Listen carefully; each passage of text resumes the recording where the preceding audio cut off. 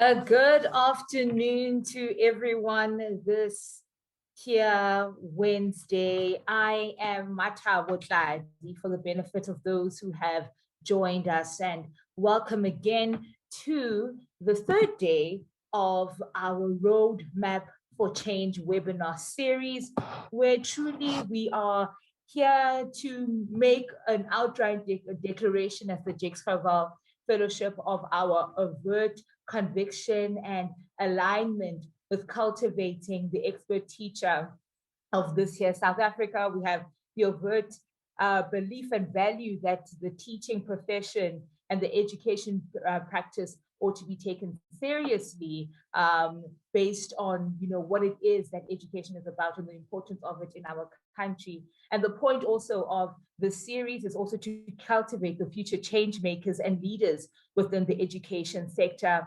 And by so doing, we are clear of the fact that the education agenda is not one where one can pursue it alone. So you being here this afternoon is so crucial as we are finding far and wide in our beautiful country individuals who are on their way to becoming expert teachers, and us, the Jakes Gerwel Fellowship, partnering with them towards those dreams and those ambitions.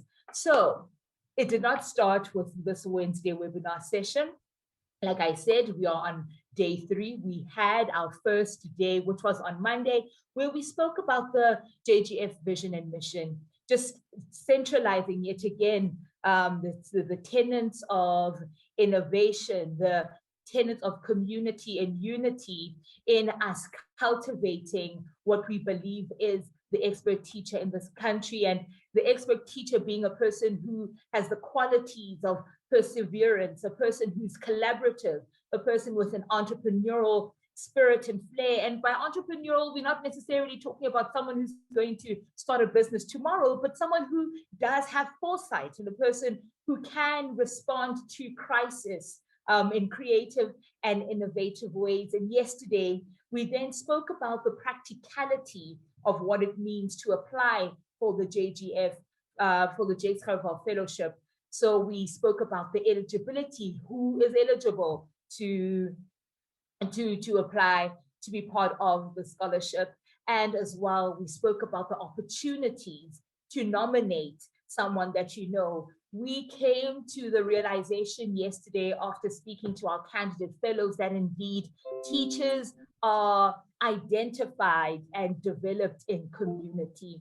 So you yourself may not be eligible, nor have a core interest in being a JGF fellow, but you do know of someone. You do know of someone who would benefit tremendously from this year opportunity. And we want to partner with those individuals from the various communities in our country. So please do the right thing. If you are here and you know of someone who would benefit from this year webinar, please get a hold of them via social media. Those WhatsApp groups now are coming in handy. Drop a link there into the webinar. People must come in. And if you yourself would like to know more about the Jakes Gerwel Fellowship and the activities that we have, not just this week, but the year ongoing, please do get hold of us on our social media. And Mabelani Nati, the social media is there. We are on Twitter, we are on Facebook, we are on YouTube. Yes. This video itself will be up on YouTube. So if we can get to that slide where we get a sense of our social media handles, people would like to follow the Jakes Gerwel Fellowship, please do the right thing. But yes, today we will be looking at our partner universities. So on Monday, we spoke about the vision and mission, right? Okay, I get a sense of who the JGF is. Tuesday, okay, cool, I get a better sense of how it is I need to apply, but where do I apply? We have 2 of our partner universities today and Thursday. Today we'll be speaking to the University of Pretoria. We have amongst us Dr. Klaaser, who will be speaking at length about about being a UP as a candidate fellow, and to take us further into the rest of our program is my colleague Mzwandile Msimanga, who will guide us further into the proceedings of this here sitting. Mzwandile, molo buti kunjani? Good evening, Matabo, and good evening to everyone who joined us. Thank you so much for joining the session. So what I'm going to do is just give you an overview of what's going to happen today, or what we are going to expect.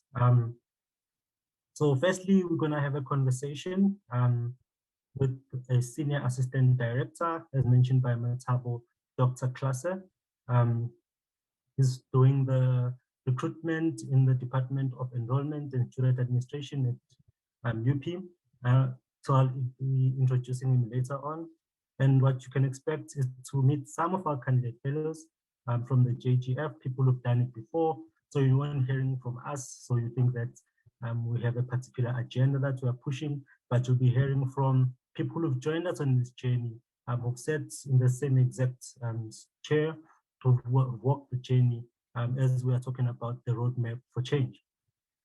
And then we'll go ahead and engage with you regarding some of the questions that you might have from the session. So there is an African proverb that says, if you want to go fast, go alone. If you want to go far, go together.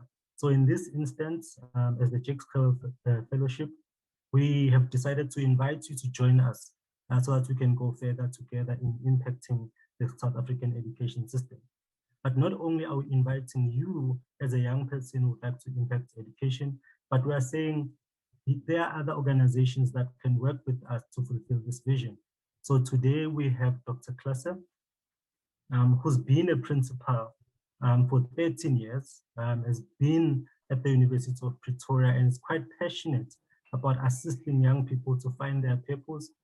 So this is not just only a talk about marketing the University of Pretoria, but it's an aid and a process that enables you as a young person to find who you are and to join us in this journey in impacting the South African education system. Dr. Klasse, welcome. How are you doing this evening, sir? Thank you very much, Nandile, for the invitation and also for being the privilege that I have to join you this afternoon. Good afternoon, everybody that has joined us this afternoon. I must say, we are very proud about our relationship with Jakes Gerwel and our partnership, and that is why I would like to also give some information about the university. And I must say, the title that you, or the theme that you also picked for this webinar, the roadmap for change, is so relevant. But I think this way of going from school to university is quite exciting route. And therefore, you will see I also titled my presentation Gearing Up for this transition from the Jakes Gerwel Fellowship to the University of Pretoria. I am going to take you through a PowerPoint presentation. I'm just struggling here to get it on the go now. Let me just see the next one. Well, I'm saying it's so relevant because the roadmap to change, and you'll see I add there, and making it in life. And often that roadmap is going through a university or institution of further studies, etc., etc. And if you make a mistake on this road, it can be quite disastrous for you. So the only thing that we need from you, and that is why I would like to advise you this afternoon, is to make use of this roadmap and follow the directions. In fact, you already started with that, with your subject choices that you did in grade 9. You may not think about that now, but should you have taken the wrong subject choices, you'd have a little bit of a problem now to enter tertiary institutions.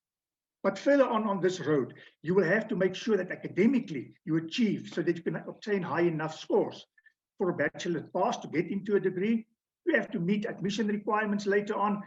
And one of the big things, but I'll talk about that later on also, is the preparation for this transition from school to university.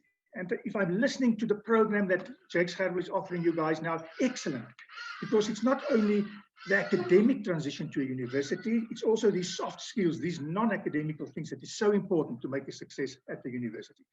I've got a lot of information on this PowerPoint. Fortunately, it is shared. I'm just going quickly over everything because we don't have a lot of time, but I'm just going to touch on some things. I must say something about the University of Pretoria. 3 things that we regard as very important, and that is excellence, diversity, and fun. We want to see we regard ourselves as an institution of excellence because we want to produce excellent students, excellent employees to enter the labor market one day. Diversity, not only looking at skin color and those kind of things, but activities on campus, everything, residence life, it's a diverse environment, but an interesting environment because we have to prepare you as a holistic person to fit into society and make the best of your life one day when you enter the real life out there. And then obviously fun.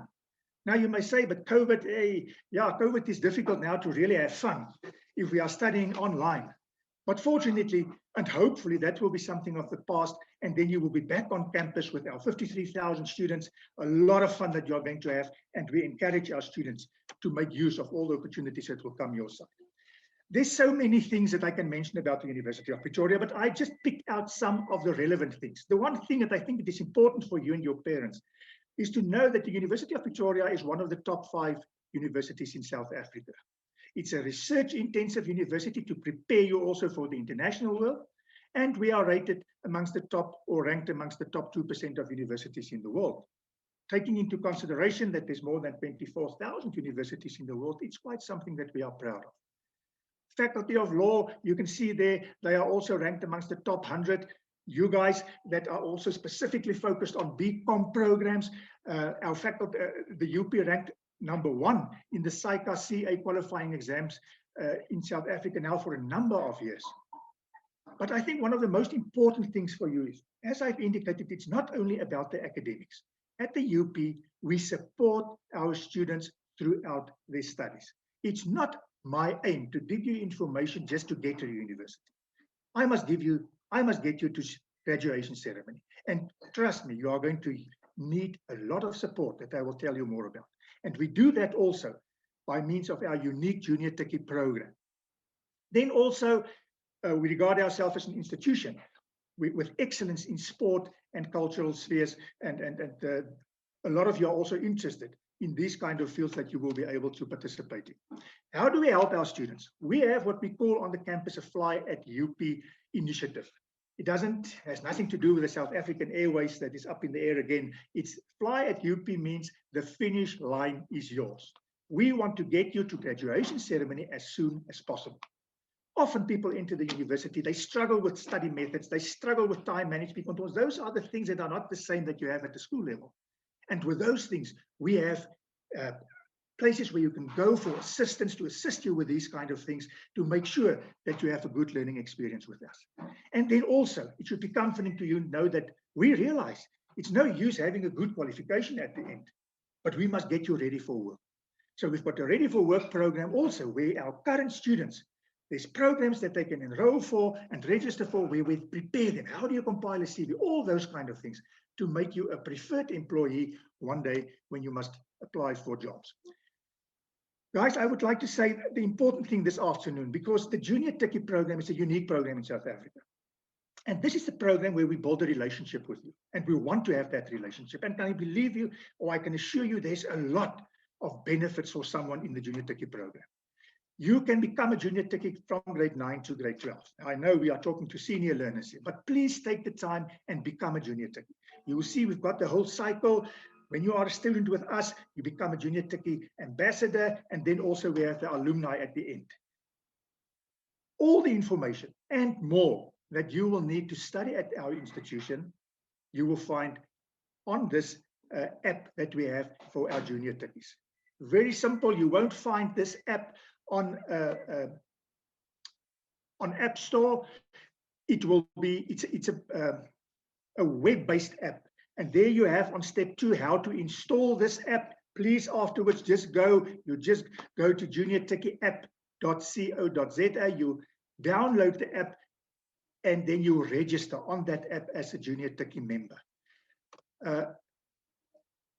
we are very excited. I'm very excited also this afternoon because recently we launched our new Junior Techie online page, and you can only have these benefits when you are a Junior Techie member. But on this online platform, we have all the information, faculty information, application information, everything that you need as an undergraduate student. But more, we have enrichment classes in the difficult subjects, maths, science, life science, accounting, and English. Those 5. Already available, grade 11 and grade 12 maths and science, where we have a YouTube playlist with short videos on difficult topics. We don't want to replace your teachers, but we are doing enrichment. We have a life skills page where you can get small videos, motivational, inspirational videos about perseverance, motivation, all those kind of things, because we realize this is what you need to make a success at the university. Student life is not only about academics.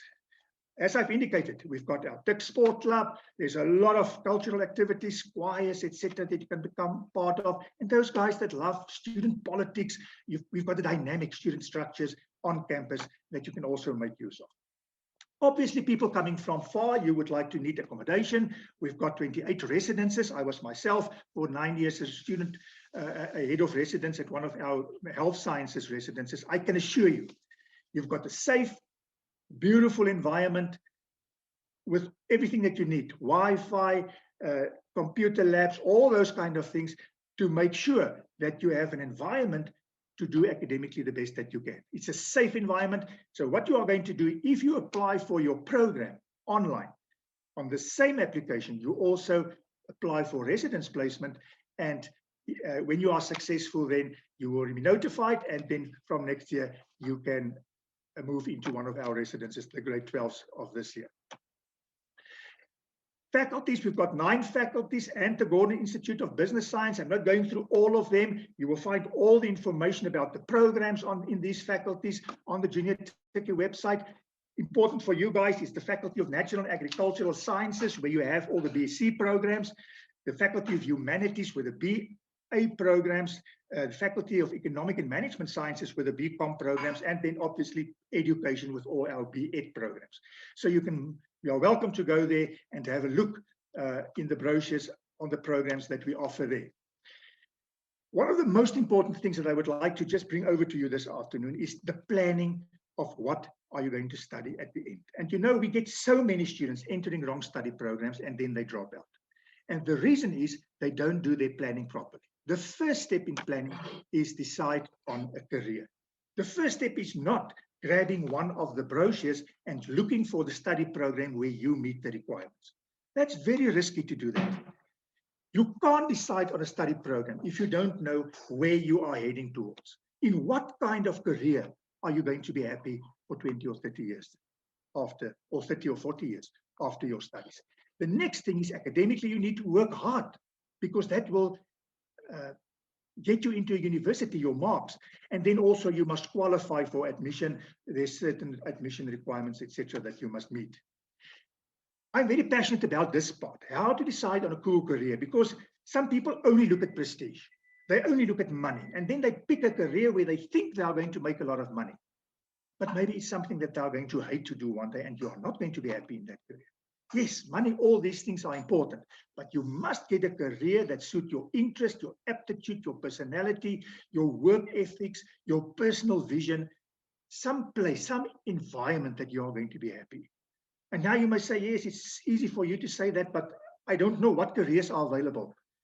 You will see on the top of this page, www.pacecareers.com. It's a very valuable, excellent website where you can go onto, and in all the fields of interest, you get hundreds of careers with interesting, short, concise, not boring information on each one of the careers that exist. So you can go through this, and the idea is to browse through these and to pick that career that's really suit your interest. And then also on that same page where you see the career, it will tell you, listen, if you want to become an engineer, then you must go and study BSc engineering, and it is even giving you the places where you can study that. Very important also, job shadowing. Guys, there's a lot of people coming to university with certain perceptions. Make sure that you do job shadowing. If you are interested in becoming a lawyer or an attorney, talk to an attorney.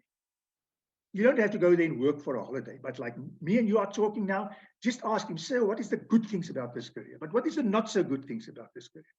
What salaries are we talking about? What are the international accreditation? All those kind of things. Someone already in the career will answer openly and honestly, and that will give you enough information to decide, yes, I'm going for this, or no, this is not what I thought. It's so important. Once you've done that, okay, then you can say, I've made my decision now. I want to go into that program. Now I must make sure that my marks are there. Why is it so important, the academic thing? Because of this. At the University of Pretoria, we get more than 43,000 applications every year for first-year students to enter the following year. And we can only accommodate about 10,000. So it tells you, you must make sure that you will be one of those 10,000, not the other people that we need to send away. Important for you guys, grade 12s that are going to apply this year, we are only looking at your grade 11 end exam mark for conditional admission. We are not looking at mid-year matric results. Very important. So if you are going to apply now with your grade 11 end exam results and you meet the requirements, you can be conditionally admitted on condition that your matric result must also meet the minimum requirements, and then you can register.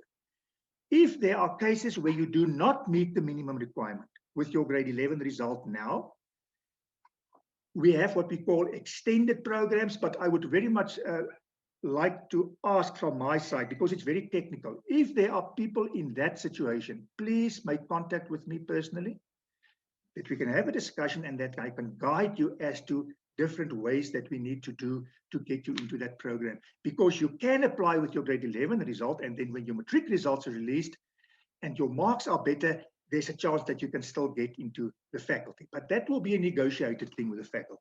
So please, don't be afraid, call me so that we can help you with that. This is what you will find in all our information, how it is set out. This is, for instance, a program in the BSc Biochemistry. You will see there the duration of the program, the important thing, your achievement levels, English in this case, a 5, mathematics a 5, physical science a 5, and then you see the APS score. You all know about the AP score, which is then a 32. So if you meet all these requirements, you will be considered for that program. Please take note, very important, that the National Benchmark Test is not a requirement for any program at the University of Pretoria for 2022. I'm not talking about other institutions. So not even for our health sciences, any selection program, you don't have to write the National Benchmark Test. You must just meet the requirements as is set out on top. Different universities use different ways of calculating the APS score. With the University of Pretoria, we look at, you've got 7 subjects. We look at 6 of them because we exclude life orientation. So based on your percentage, we give you an APS score, like you are rated also at school, you add up, and the total that you get, that is your APS score. I'm sure there must be guys there with you that have more than 7 subjects, maybe. In cases like that, say for instance, someone has got 8 subjects, what we do then, we exclude the life orientation, then you have 7 subjects left, but we need 6 for your APS. So what we will do is, we will first look at the required subjects for the specific program. So say, for instance, you want to apply for engineering. We look at the English, the physics, physical science, and the mathematics. And then there will be 4 subjects left. And then we will pick the 3 best of the remaining 4 to make up your subject package of 6 that we can use for calculation of APS. So I hope you will understand that also. Mathematics or mathematics literacy, I'm not going to say a lot about this, except to say, please be realistic when you make the choice between mathematics and mathematics literacy. It's no use if you know you are not going to pass mathematics to carry on with mathematics. One of the dads once told me, he said, my son will take mathematics because without mathematics, he can do nothing. Then I said, sir, you are wrong, because with mathematics that he fails, he can also do nothing. Then it's better to consider in that case, mathematical literacy, where you can still apply for a lot of programs, although there will be some programs where maths is a requirement that you can't apply for. But at least you can get high marks, your APS score can be higher, that can make access into the universities or in study programs easier. So good luck also with that decision. Are you ready to apply at UP? I'm sure a lot of you already applied. If not, please do it as soon as possible. We will talk about closing dates now, but please don't wait for closing dates because the programs are filling up quite quickly. Our applications this year opened 1 May because of the late release of the matric results. But next year, we trust that we are going to be back to normal when the applications will open 1 March. Matrics, for those people who are going to apply next year, or the grade 11s actually, don't wait for closing dates. Apply as soon as possible. Get in your application for whatever program you think you want to study. And if after 2 weeks or 3 weeks you realize, oh my goodness, I applied for BCom now, but I would rather like to do B.Ed, then you contact me. I will change it for you on the system. It's not set in stone. I just want your application to come in so that we can start with the processing, issuing of a student number, so that you are not disappointed later on. So early as possible, very important. Online, everything is done online. There's the link, very simple. You just go online. You upload a copy of your ID. You don't have to certify. You make a copy of your ID, your grade 11 promotion mark, the report, make a copy, upload. You will fill in your marks. And then there's a 300 Rand application fee that must be paid. That is also done online. And then you submit your application. And then university will start communicating with you, and you will just follow the process of your conditional admission, etc. Once again, there, I would open invitation from my side. When you get to these kind of technical things and you struggle, don't struggle. Contact me. I'm sure my cell number and my email address will be available to you guys. I have no problem with that. Please contact me. There are the closing dates for selection programs, the only selection programs that we have. All the programs in the Faculty of Health Science, that is now medicine, dentistry, physiotherapy, you will see it in the brochure. Then architecture, BA information design, those people who want to become, graphic designers, etc. Veterinary science, to become a veterinarian or a veterinary nurse, and then architecture, I think I mentioned that one already. Those are all the selection programs. Fortunately, and they've got earlier closing dates, end of July. Why? Because there's a lot of applications. The faculty will wait for all the applications to come in, and then they will start with the selection program or process, and they will just select the top number of people that they have place for. Fortunately, most of our programs are non-selection programs. Engineering, BSc, B.Ed, BA, all those kind of things. It means first come, first serve. You've got a lot of space. The moment you apply, the faculty immediately look at your application. If you meet the minimum requirement, they will conditionally admit you. If later on someone is coming with much higher marks than you, no problem. And there's no space, he will be out, you will be in. So once again, coming back, and the closing date is end of September. But I must say again, a lot of the programs will be full by that time. Don't wait until end of September. Do it as soon as possible. Thank you, Rondile. This is from my side at this stage. And thank you to everybody that gave me the opportunity. Thanks. Thank you so much, Dr. Klase. I only have a few questions for you based on your presentation. Hopefully these questions would be able to assist the colleagues that are on the line. So beyond academics, right? So what does UP offer? As you know, it's during COVID times, and you find a lot of students who need support in terms of their health, in terms of mental health as well. Yeah, thank you. It's an excellent question. Thank you very much for that. Yeah, it's a situation at this stage. But what we do from our side to support our students, there's quite a lot of things. One of the things is our residences are open. Although all our classes, there's no physical contact sessions, people are welcome to come to the residences where you have Wi-Fi connection, all those kind of things, food, shelter, all those kind of things. So that is there. Then we have a division, the student affairs. And the aim of this division is for student support, student health, all those kind of things. So students that experience, especially in this time, also depression and all those kind of emotional problems. We've got a very well established system where we refer people to qualified psychologists in our Department of Student Affairs that will attend personally, individually to you. People that struggle with study methods, for instance. Everything is done online, obviously, now. But I mean, there are programs in study methods, time management, all those kind of things. I think, Zandile, the big thing is, and that is why I want to encourage these students to become junior tikkies, because it's a selected group and you've got direct access to us. If we can't assist you from our office side, we monitor and we make sure that you are referred to someone that can assist you. The only challenge is the students must take the liberty to talk to us, and that is often a problem. They are afraid to talk to us or someone, or shy, I'm not sure, but I want to encourage the students. Don't sit with a worry or with something that you don't know. Contact us. I can assure you we've got assistance for you. Awesome, that's great. And as we always say here at the Gerwel Fellowship, that asking for help is not a sign of weakness, it's actually a sign of strength. So yeah, I totally agree with you there. So my next question is on the application fee. So it's 300 rands. So is that application fee refundable or is it a non-refundable amount? The application fee is not refundable. That's an administrative fee. So if you are not attending then the university or not going to register, then you won't get that back. But I must also say, when you apply, we don't want to keep people away from the university because of the application fee. If you apply online, you will see the last step that you will have is to make that payment. But there's also a link where you can click and say, I can't pay now the 300 rand, and then you just have to upload an affidavit because people have got circumstances.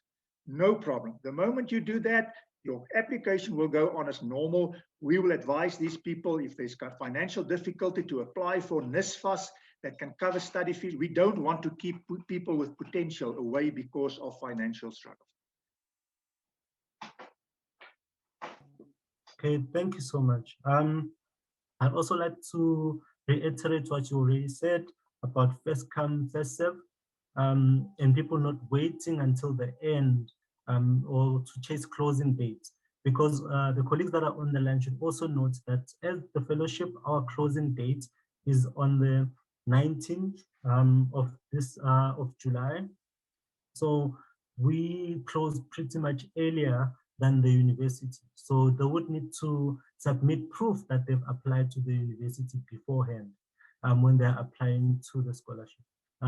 So that's that. Thank you so much, Dr. Klesse, for the presentation. I hope we'll get back after we've introduced our candidate fellows so that we can respond to some of the questions that the colleagues have sent through during the presentation. So I'll now move, well, thank you so much. I'll now move to introducing our candidate fellows. So like I mentioned earlier, these are young people who are part of our fellowship and they've been with us for a while, 6 months now for some, and then in almost a year for one. So what we're going to do is hear from them in terms of how has their experience been being at the University of Pretoria and why did they do teaching? And perhaps some of them would give tips in terms of how to apply as well. So I would like to introduce Butsilo. Can you please join us?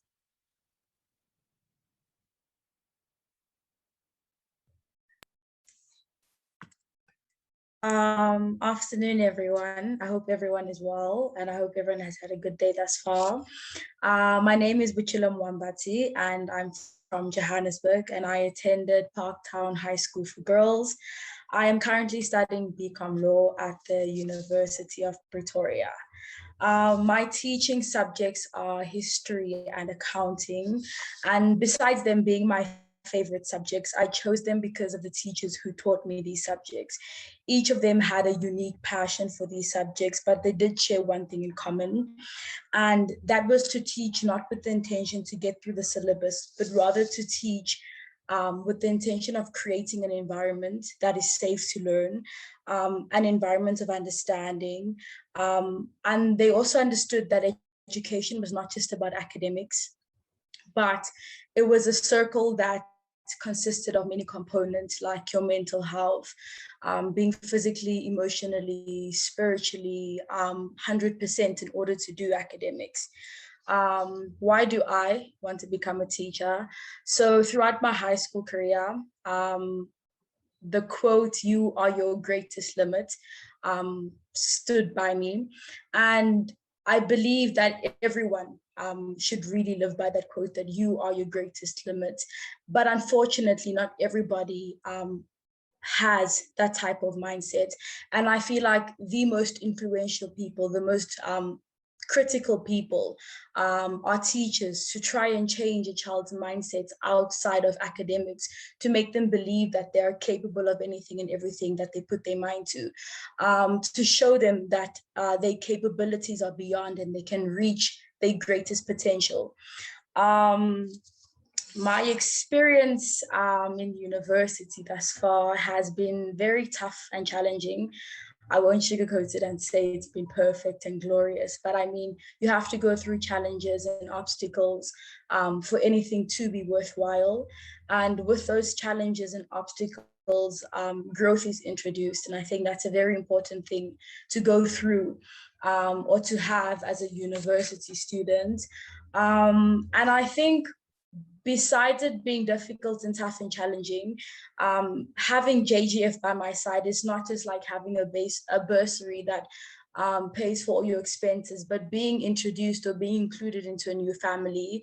There's never a time where I felt alone or lonely. There's always someone there. Whether I'm looking for someone to help me academically, whether I'm looking for a friend, for a shoulder to cry on, for someone to go out to coffee with, there's always someone in JGF there. And I think accepting this new level of education, it's been very, very interesting, jumping from high school to university. It's very exciting studying something that you actually want to be. I mean, in high school, you did your subjects and you're doing subjects because you want to go into a certain thing. But actually studying something you want to do, contributing to the economy, I think is the most exciting thing ever. And I think lastly, meeting new people. I think I'm privileged enough and fortunate that I do stay in residence. So I see new people every day.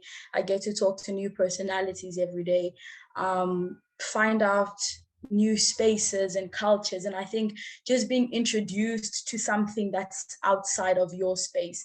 And I think through that, a lot of selflessness and humility is taught, realizing that you aren't the only one in your bubble, but there's so much more out there. There's so much more potential and greatness out there outside of yourself. And if I can give advice to you guys regarding the rest of the year, regarding your university career that's about to happen, I'm very, very big on quotes and mantras. And I think lift as you rise and trust the process. That's my advice to you guys. Thank you. Thank you so much, Butilo, for that. That was a very great and brilliant message from you. I would like to also welcome Anati to join us.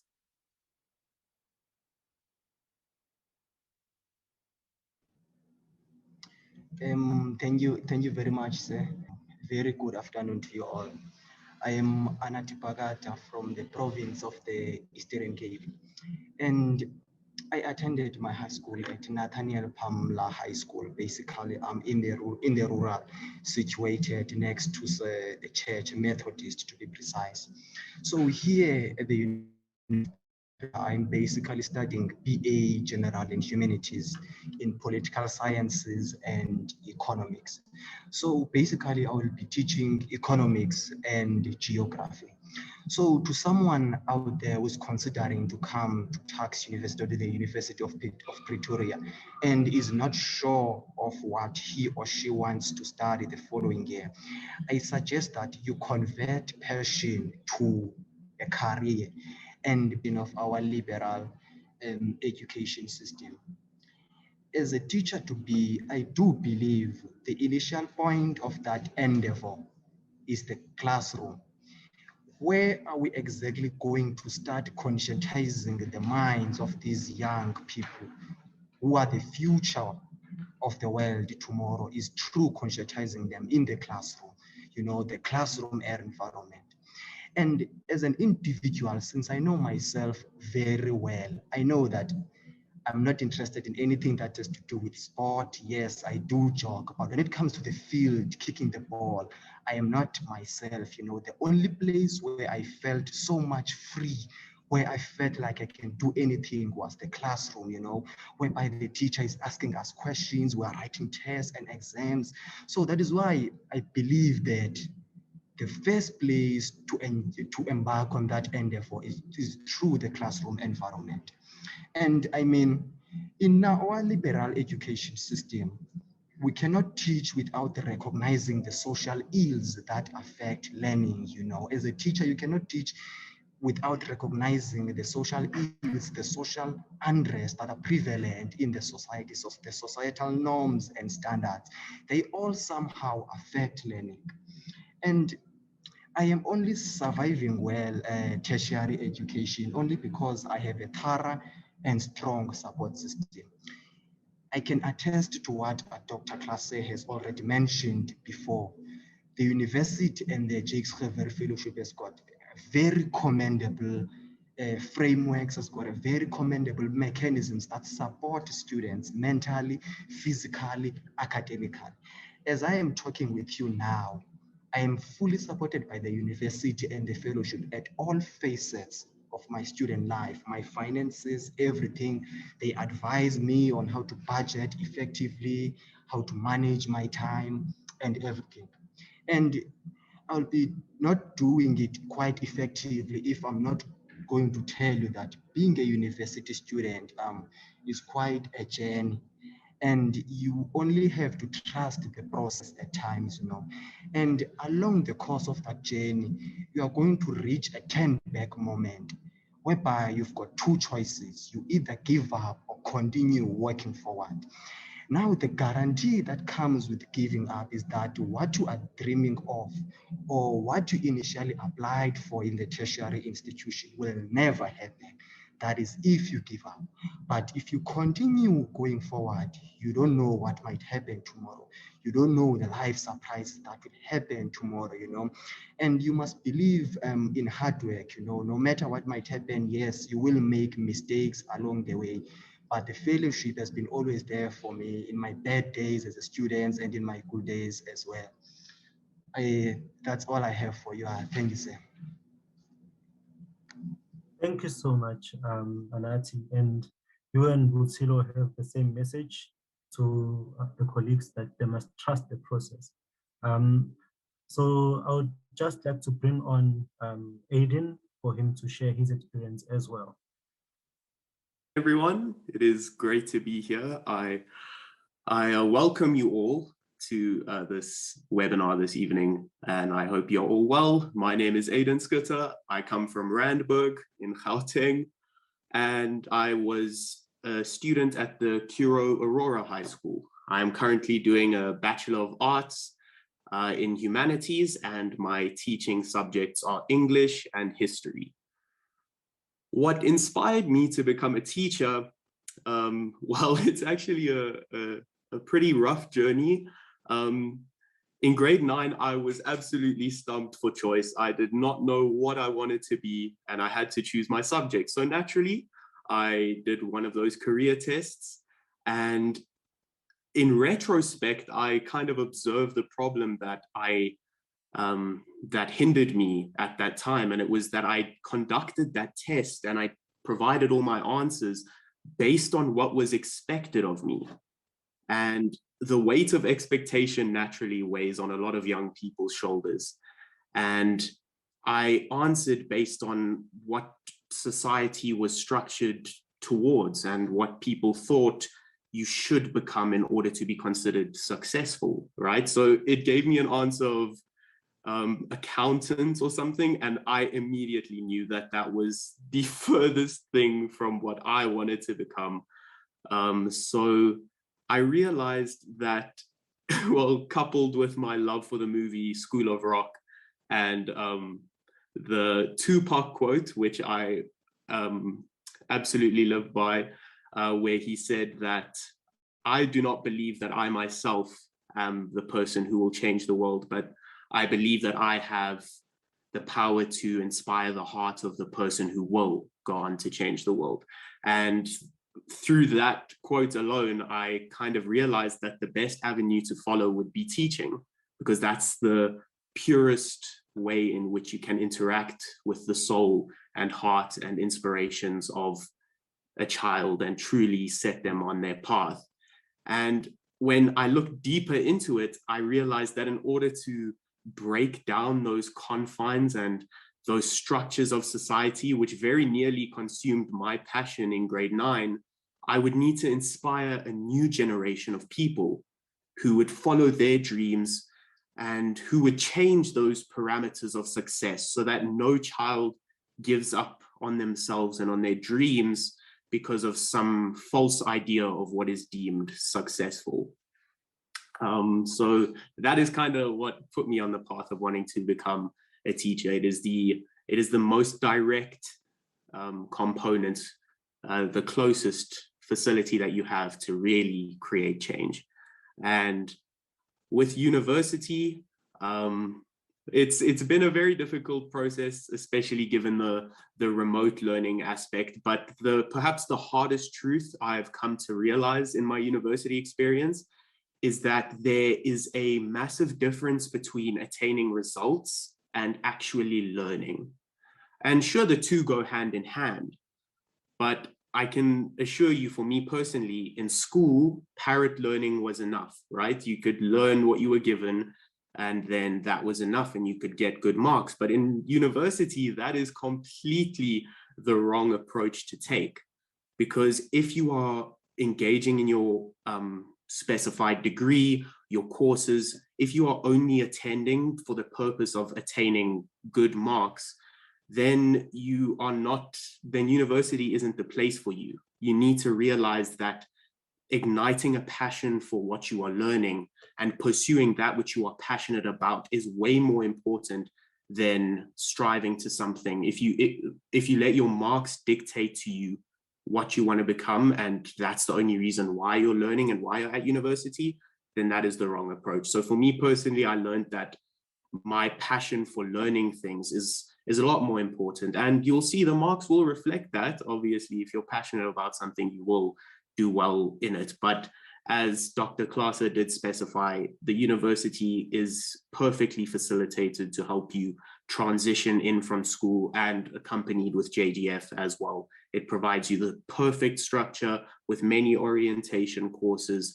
And if, hopefully not, but if we are still online next year, you will see that the online learning environment at the University of Pretoria is immensely well facilitated and catered towards you.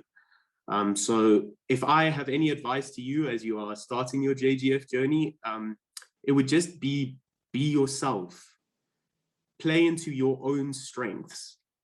JGF is an organization which truly does offer a blank canvas for yourself. So just be your own artist. There's so many other organizations that you join and you're just a number, but that is genuinely not the case with JGF. They really do cater towards the individual. And I'm sure that you are all very worried about this transition towards university life, but I can assure you that JGF, along with you, will make a beautiful team. And just remember that you are what got yourself here to this point. So why would you give up on yourself now? Thank you. So much, Aiden.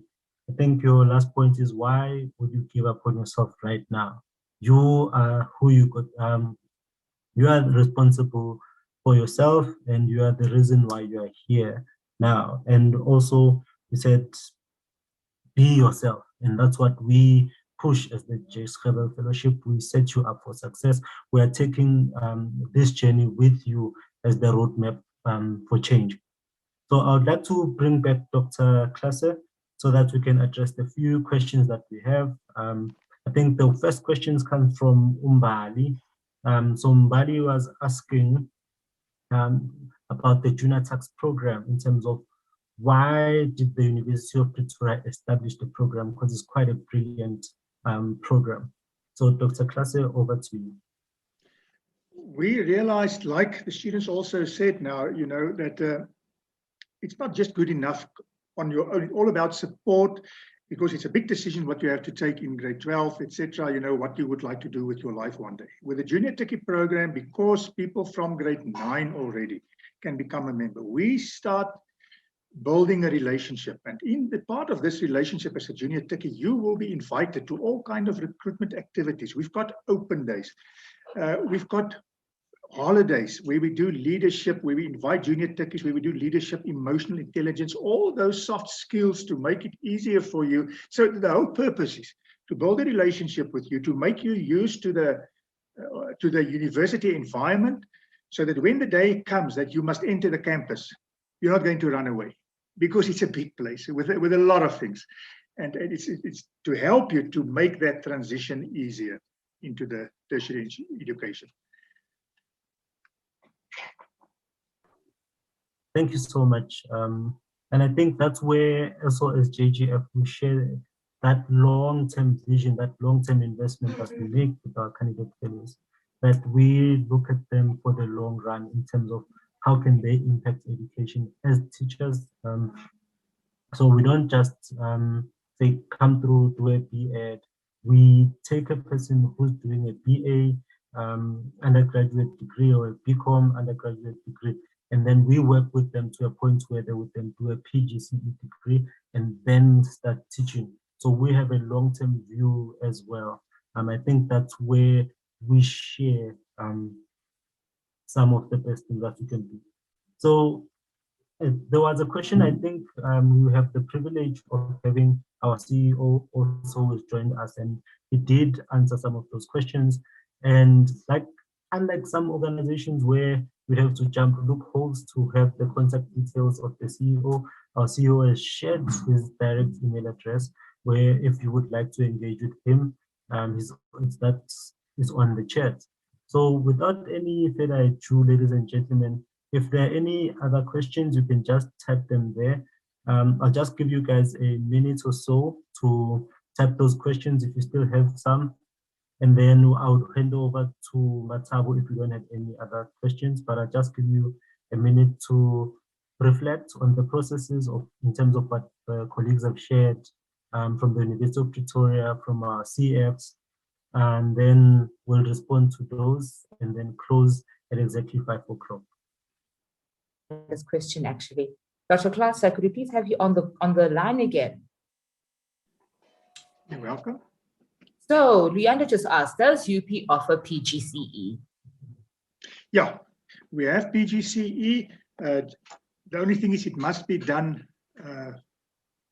not on a temporary basis. It's a full-time year certificate. So requirements for that is you must have a bachelor's degree, and then it can be done on our Hatfield campus. Thank you so much, Dr. Klaaser. Yeah. Are there any other questions that are coming? Zondile? Yes. So also to Dr. Klaaser's response, Luyanda, we will be having a session with the coordinator of the PGCE program at UP, so you can join that webinar as well to get a step-by-step guide if you are a student who is intending at applying for the PGCE program. And once you have another question.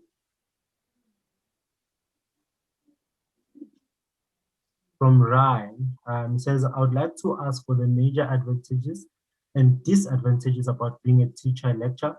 I'm interested to be a lecturer, so I think knowing about advantages and disadvantages can help me grow. I think that's something that Dr. Klaasen did touch on, right? That you need to go and have a conversation with someone who's in the career already to just shadow them so that you can ask these questions. Us as a scholarship can offer you some advice, but it's always best to find someone who's in the field presently that you can relate to as well, who would be able to give you the pros and cons in choosing the specific career. And I wonder if Dr. Klaaser would also add to this response. Thank you, Zandila. I would very much just like to add one or two things. The big thing is, I was a teacher for my whole life until I get also to university, but I was also in the school, I was a school principal, etc. So when you spoke talking now, what kind of career is there that you can touch young people's lives like you can do when you are a teacher? And that is how we're going to change the world. Starting from the classroom, because if you take it, a teacher is doing amazing work in his class because he teach all the things to the learners that they need to be respectful, all those kind of things, but we need to make it a better life around us. There's always that thing that they say, but the salaries are not so good. Yes, for sure. Some professional careers, you will make more money. Maybe that is, but what is this all about at the end? It's about job satisfaction, where you can touch people's lives. And if you look at the fact that you've got your holidays, you've got learners, you've got the opportunities to make such a big difference in the world, I would full out go for the teaching. And that is why maybe because it also depends on your whole attitude, how you are, what you would like to achieve in life. If you want to make a change, I believe that is the way to go, or a good way to go. And to iterate the words of Anati, who outright said, you know who you are, you know your limits, you know what resonates with you best. And as JGF and what we have been trying to emphasize and what we continue to emphasize as a pillar is the fact that we want to partner with individuals who are convicted and understand the value of education. So also afford yourself the luxury and the pleasure of investigating what the education sector entails, because it goes beyond just being in the classroom, as we now experience that the classroom, the concept of it is being disrupted. So we need innovators to speak to that in the various facets necessary. So I'm challenging you, Ryan, and everyone else who is on the webinar this year afternoon. Zandile, is there anything else you'd like to say? Thank you, Matabo. Thank you, Dr. Klase. And thank you, colleagues, for joining on the platform. And I wish you all the best for those who will be applying to the University of Pretoria. Again, you can join us tomorrow, as well as it's on the slide. We have a conversation with the University of Cape Town, if that's where you'd like to apply as well. But as Dr. Klassen said, the best is to apply now. Don't wait for the closing date. As they said, it's a first come, first serve. If you get your conditional acceptance, that will then also enable you to apply for our scholarship, which the closing date is the 19th of July. Over to you, Matabo. Thank you so much, Mzwandile.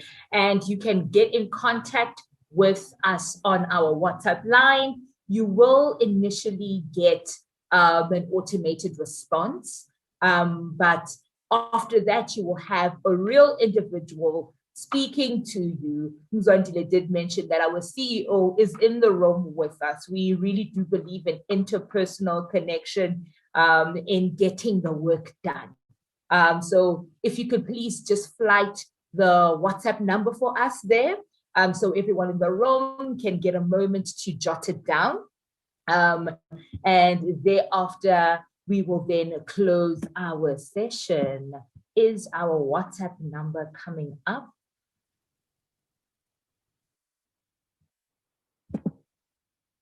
All right, just go onto our social media platforms, go onto our website. Everything that you need is up there with regards to, contacting us. We hope to see you tomorrow. We have UCT in the house speaking about what it is to be a candidate fellow in the institution. And until then, be safe and see you tomorrow at 4 o'clock. Cheers.